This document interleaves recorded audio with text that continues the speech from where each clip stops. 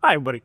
In this video render video, we're going to take a look at the creation of a more dreamy, more artistic style render. We'll use Photoshop to take a D5 render and make some changes and adjustments to give it a hazy, very dreamy, almost ethereal style. We'll add a little bit of texture and a little bit of sharpening, and overall at the end, we should have a result that's a lot more artistic, looks more like a painting and less like a traditional raw render. All right, let's go ahead and get into it. Okay, everybody, so here we have our image that we're going to work with. This came out of D5 Render, and I think I did this a couple of years ago. I can't remember exactly why I did this project. It wasn't a commission, so it might have just been for the Udemy course or something, but whatever. So just a straight up raw render. It's about 6,000 pixels, and I think what we're going to do first is extend the sky. So right click and just duplicate this layer, background copy. And we're going to go up here to the crop tool. I want to remove some of this ground here. That's a lot of ground. And I want to maybe just bring in the image, just make it a bit more visually appealing. And then I'm going to lift this all the way up. I want much more sky in this shot here. And then what I'm going to do is do generative expand, ask Photoshop to figure it out, and hit generate. Now, this might take a minute or two, and I'm still not really sure exactly of what the pricing or how sort of Photoshop or Adobe kind of determines how much of this you can do, but this is about the second or third time I've done this. Let's take a look here. Different skies. Okay, that looks nice. All right, kind of like the look of that. So, once we're done with that, I'm going to just click the little padlock icon on the background layer. And I'm just going to select all of these, holding down Shift, right-click, duplicate these layers, and I'm going to right-click and merge those layers. The older layers I don't need, so select all three of them, just shove them into a group, and then just double-click to rename the group Old Stuff. You know, just kind of nice to have it, but you don't really need it. It's not going to make any real difference. Old Stuff. Okay. Generative expand copy, rename that, just BKG. This is how I learned to do it when I was doing sort of ZBrush work, where you do a lot of compositing with different ZBrush layers. So background layer, and I'm going to right click and duplicate that one more time. Next step is sky replacement. So go to edit, and we're going to go sky replacement, and I'm going to use this little one here, but you can use a lot of different skies. In fact, you know, we can actually download a whole bunch of different skies. I think you can even load up your own as well. But this sky is just a nice sort of generic. You can see it's got a little bit of warmth on the edge down the very bottom. And it's also got kind of a slider for like brightness. So we can make this as much as we want. We can adjust the scale as well if we want more of just the blue. But overall, I'm pretty happy with the kind of the default values. It's a little bit of warmth on the horizon. Now, we are lacking clouds, and so that might be something we want to add in a little bit later on as well. I want to make sure the output is set to new layers, not duplicate layers, new layers. Click OK. And doing that will give you this lovely little mask over here. We've got a sky replacement group now. You can see that sitting on top of the stack. And it's got a little mask that we will probably use a little bit later on as well. Now, in order to kind of bake these changes in, I'm going to hold down Shift, select the sky replacement group, the background copy, and merge these guys too. Rename this New BKG. Again, you don't have to do this, but this is just sort of how I learned, so that's how we're going to do it. And we're going to duplicate that one more time. Then we go up to Filter and Camera Raw. And here's where we're going to start making our tangible changes. All right, so just looking at this, you can see we've got none of these little eyeballs are highlighted, so we're obviously not doing any changes. So first thing we need to do is go down to the curve. And I'm going to left click on this bottom point right here. I'm going to lift it up. And then I'm going to move it to the right as well. You can see I'm kind of clamping out, getting rid of the extreme darks. So we're kind of removing a lot of the shadow, the really dark points. And do the same with the highlights or the whites, and just bring that over as well. So we're balancing out this image within kind of a narrow range. I just want to make sure I keep some of the black information, but a lot of it is gone. Okay, curves are done. Next thing we want to look at is going to be the color. And I'm going to add a little bit. You can come in here and do auto on this, but you can kind of see Photoshop does it. It's very pronounced, and I don't really love that. So what we'll do is we'll do temperature, move it to the side just a little bit, Yeah, less is so much more on this. And then the vibrance, we're going to crank this all the way up to about, let's do about 20. Make each color more sort of vibrant. But we'll drop the saturation as well. You can see no saturation. And somewhere around here is pretty good. -13. We're going to go down to the color mixer as well. I'm going to zoom in. I want these colors to pop quite a bit. So looking at the magentas, I'm really just looking at those flowers. Yeah, make that more saturated. Make the greens more saturated as well. The sky blue, I think we can kind of strip out some of the sky blue. So I'm going to pull that down just a little bit. You can see the saturation on the blue. Very saturated. Not very saturated, just stripping some of that out. Luminance will be the overall brightness, but I'm kind of happy with the brightness. Maybe a little bit more. Okay, that looks nice.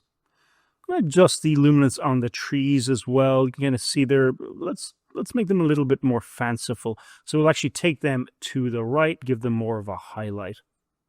Okay, that looks good. On the oranges, I think I'm just going to... Yeah, I think I want them to pop a bit more too. So let's crank that as well. All right, that looks good. Next thing we need to do is go up to effects. And we want texture, texture, texture. So zooming in here, looking at this section critically, what I'm going to do is add quite a... So think of texture as really large... how do you describe? Sort of like, basically... You've got really large, you've got medium, and you've got low-level details. So the texture is going to be high-level detail. You can see if I crank it to the left, we've got, it kind of pulls out some of that visual clarity. So I'm going to take this to about 25. Clarity, I'm going to do the same. You can see move to the left, move it to the right. About 25 should work just fine. Now, the key here is going to be the use of the dehaze slider. I move it to the right, you can see what happens. Move to the left, you can see what happens. So let's keep it to the left. This is a very strong slider, by the way. You want to go very slowly with this one. Just about here. Yeah, I think that looks really nice. Vignetting, move it to the left for adding a dark vignette around our image. You can see too much, too bright, and so just a little bit. Just about there looks good. Yeah, I think that works good. And then we're going to add grain. In order to make this look more painterly, it needs to look a lot more noisy. So looking at this woman's jacket, you can see no grain, too much grain, and somewhere around 40, 35, 40 maybe is going to give us what we actually need. Yeah, I think that looks good. In fact, let's add a bit more. Yeah, there we go. And then under the detail slider, we're going to do one more pass of sharpening. Just make this thing look excessively sharpened, but also noisy at the same time. So sorry about the camera bouncing around. And we're going to use the sharpening slider here. And you can see no sharpening, very fine sharpening. So let's put this around 40. I think that looks really nice. And click OK. All right, so you can see now, if we look all the way back at the beginning, way, way, way back,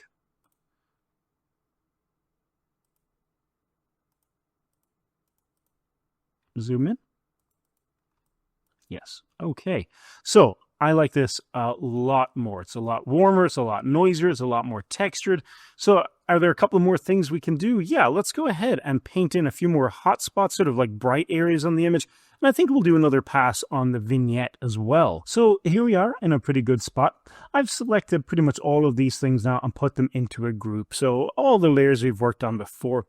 So I'm going to right click, duplicate that group one more time, and then I'm just going to merge the group. Just gives us one flat layer to work with. Duplicate this one more time. We're going to add some clouds. So go edit, sky replacement, and here we've got this really nice, just kind of cloudy layer. This will work just fine. We don't want to see the clouds a lot. We just want to have a little bit of visual interest. And again, you can kind of make some changes here if you want, and just kind of move it up and move it around. But okay, that'll work just fine. And then, again, make sure we're on new layers. Click OK. And I think this looks pretty good. So I'm pretty happy with this. I'm going to select both of these, duplicate them one more time, and I'm going to merge those layers. You can see it's very heavy, though. It's a bit too much. So what we can kind of do here is delete the sky replacement group. But first thing I want to do is make sure I get this nice little mask here. So Control A, Control C to copy. And I'm going to delete the sky replacement group. So you can kind of see here, I just want that flattened layer. All right, it's gone. Now, this is the sky replacement layer group sitting on the top of the stack. There we go, nice. It's a bit too heavy-handed and it's ruining the sky that we've done. So add a mask, Alt-click to get into the mask and paste. There we go. There's basically the mask that we've just copied and pasted. So now you can kind of see the new sky is only affecting the sky. And what I'm going to do is just change the blend mode on this. I think we'll go down to, let's just run through a couple of these. Light and screen. Screen will probably work fine. But there's also, let's actually do, yeah, soft light. That's what I'm looking for. Soft light, and just drop that a little bit. See how it adds a little bit of texture, but it's not overpowering everything. Select all 3 layers. Just duplicate them one more time. Right-click and merge these layers. And I'm going to call this guy Paint. I'm going to paint in a little bit. Add a new layer. Grab a soft, fluffy paintbrush, which is going to be the regular brush tool. Make sure it's set to soft round. And I'm going to go down here and I just want to paint in some light. So the first thing I'll do is paint in a little bit of orange. Make the brush a little bit smaller here. Just give a nice kind of, there we go. And then hit X on the keyboard to toggle to white and brush that in. And change the blend mode of this to screen and just drop the opacity a little. Might do the same over here as well. Very soft. That's probably a little too hard. Drop the opacity of this little guy here. Again, bringing back that dreamy sort of quality, just that kind of nice bright quality to the actual shot. I think that's looking pretty good. Got 1 or 2 more things we can kind of do here and make some final adjustments. Some of the image is a little bit too saturated and some of it is not saturated enough. So let's fix that. So we've just merged all of that stuff again and you can kind of see, there we go. What we want to do now is duplicate this one more time. We're going to look at the saturation, the sort of like light values. So I'm going to go down to the sponge tool and it's set to desaturate at, let's put it around 30. And my sky is just looking a little bit too blue. So I'm just going to brush this in ever so gently, just stripping out some of the sort of very saturated colors in certain areas. And this is more of an artistic way to work than anything. You don't necessarily have to, you could do this with adjustment layers, not a problem. But I'm going to overpower this. And then once Photoshop catches up, I'm going to actually just drop the intensity of this layer. And you can see opacity 100, looking at that sky, 0, 46. Okay, and then I'm pretty happy. Right-click, just merge that down. I'm going to duplicate this one more time. We're going to do some burn and dodge on this one. So dodge will kind of lighten things up a little bit, and burn will darken them. So what we might want to lighten up here, again, make sure you're on that dodge tool. I'm pretty happy with kind of the building I'm pretty happy with at the moment. So let's actually just burn some stuff. Grab the burn tool. Grab the mid-tones exposure. We can put this down to 50. And I'm just going to paint in around the edges. Just slowly painting in the darkest parts of the image again. And I think that looks fine. And then those shadows. Just brushing. We're effectively just painting with the burn and dodge tool. That's really what we're doing. And this layer. Yeah, you can kind of see. Again, a little strong. Drop it down to about 70. Right-click and merge it down. So again, it pays to look at the very end of where we were. Let's look at this original background one. Yeah, I think that looks a lot better. Now, a couple of more things we can do just to finish up the sort of painterly look. I'm going to add a little bit more texture. And to do that, I've downloaded a texture from Unsplash. It's pretty much this guy right here. Thank you, Unsplash. That's free textures. Control A, Control C. Paste this little fella in there. And you could convert it to a smart object and scale it, or just take the lazy approach and just scale it by hand. There we go. And then what we're going to do is just change the blend mode for this. Put this to overlay. And we could try actually overlay or soft light. Soft light might work best. and then just drop the opacity. So we're getting some of that texture information, but it's not like, you know, way too much. So very subtle. That should work fine. All right. Right click, and I'm actually going to duplicate the layer right below and just merge this little fella down. There it is. Then the next thing we're going to do is go filter, other, high pass. And with the high pass, we can put the radius around 3.3. Again, put this to overlay. And you can see it's adding layer after layer of crisp sharpness. Right click and merge that down. And I think that looks pretty good.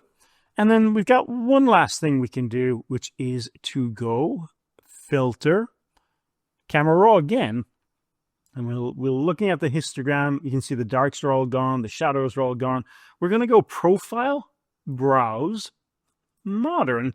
And by the way, you can run through these artistic ones. You can see like artistic 2 is beautiful result.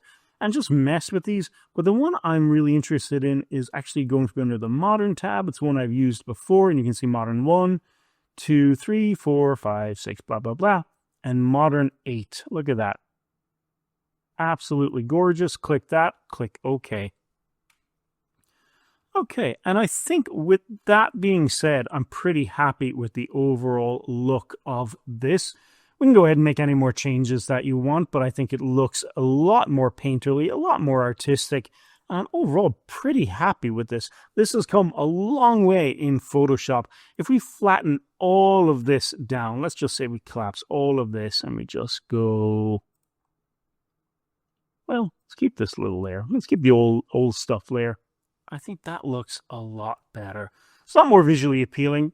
Some would say it's a bit too noisy, but honestly, I quite like the look of this. Okay, and with that, we are done. Thank you so much for watching. I hope you found this sort of tutorial on how to make your raw renders look a bit more artistic, a bit more painterly, a bit more sort of mystical, sort of ethereal.